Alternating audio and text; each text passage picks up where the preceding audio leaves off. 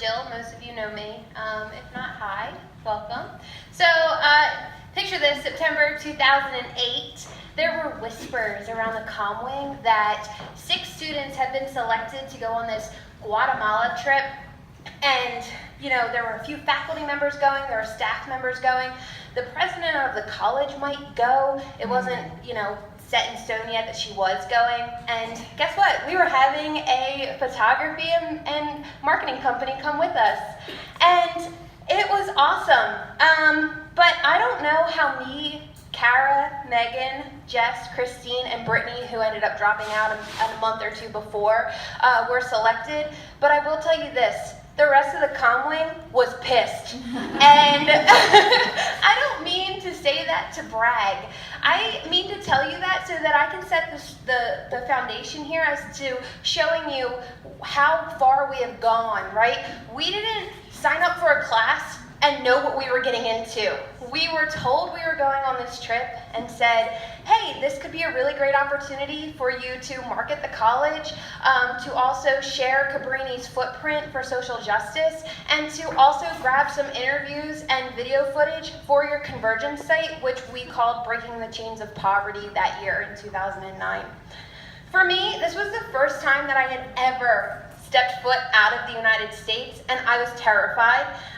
So in addition to the social drama that was also going on in the comm wing that I was dealing with from my friends, I was also extremely nervous about going on this trip and being on an airplane for 2 hours, and also not going on a trip with my mom and dad and my sister and brother and family, right?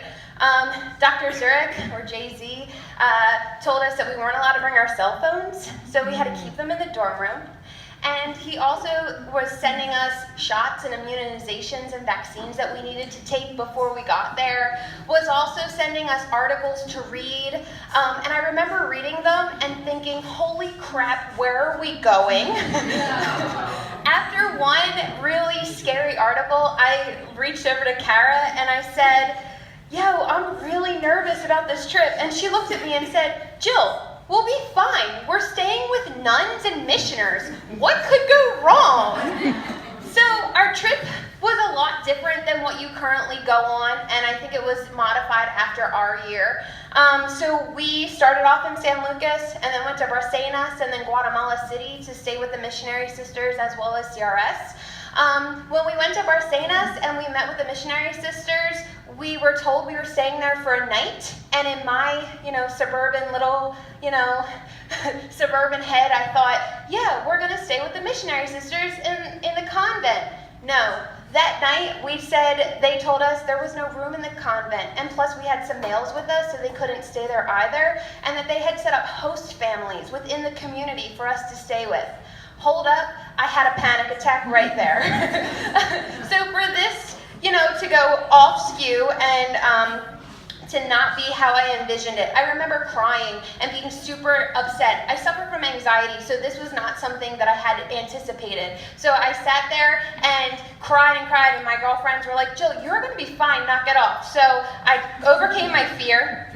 And I went and I stayed with the sweetest Guatemalan family, a dad who was an English teacher, so he could talk to me, right? It wasn't just English, it wasn't all Spanish, so it was English. It was a mom, it was a 15-year-old girl, a 10-year-old brother, and a 6-year-old. And they were so welcoming. And when I look back on that experience, it's laughable as to how terrified I was. And that is my favorite moment of the entire trip, that I got to spend a night with a Guatemalan family. I also like to joke that I slept with the president that night because we stayed in the same bed. So, it was a woman. Gosh. Jerry did say to me before I got off the mic that he wanted me to talk about what I found on this trip.